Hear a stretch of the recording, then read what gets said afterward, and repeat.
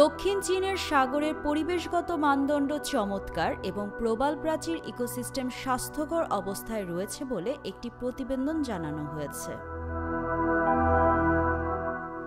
Marine ecology ও পরিবেশগত অবস্থা তদন্ত ও মূল্যায়ন প্রতিবেদনে এই তথ্য উঠে এসেছে। প্রতিবেদনটি চীনের পরিবেশ ও বাস্তুতন্ত্র মন্ত্রণালয়ের অধীনস্থ বিভিন্ন প্রতিষ্ঠান, চীনা একাডেমি অব সায়েন্সেস ও গুয়াংজি বিশ্ববিদ্যালয় যৌথভাবে প্রকাশ করেছে। মাঠ পর্যায়ের তদন্ত এবং পূর্ববর্তী বৈজ্ঞানিক অভিযানের ফলাফল, গবেষণা এবং স্যাটেলাইট রিমোট সেন্সিং তথ্যের ভিত্তিতে প্রতিবেদনটি প্রস্তুত করা হয়েছে। লিন কুই চীনের পরিবেশ ও বাস্তুতন্ত্র মন্ত্রণালয়ের অধীনস্থ দক্ষিণ চীন পরিবেশ বিজ্ঞান ইনস্টিটিউটের উপপরিচালক বলেন,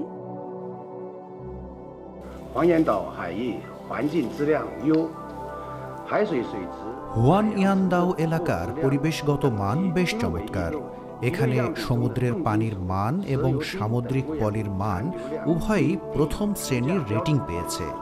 মাছের নমুনায় ভারী ধাতু এবং পেট্রোলিয়াম হাইড্রোকার্বনের অবশিষ্ট মাত্রা নির্ধারিত সীমার নিচে রয়েছে এবং পানির মধ্যে সামুদ্রিক পলিতে বা মাছের নমুনায় কোনো সায়ানাইড শনাক্ত করা যায়নি। ভাসমান বর্জ্যের ঘনত্বও নিম্নমাত্রায় রয়েছে।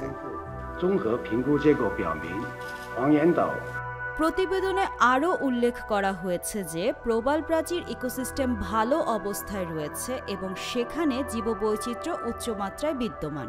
সামগ্রিক মূল্যায়নে প্রবাল প্রাচীর ইকোসিস্টেমকে স্বাস্থ্যকর হিসেবে চিহ্নিত করা হয়েছে।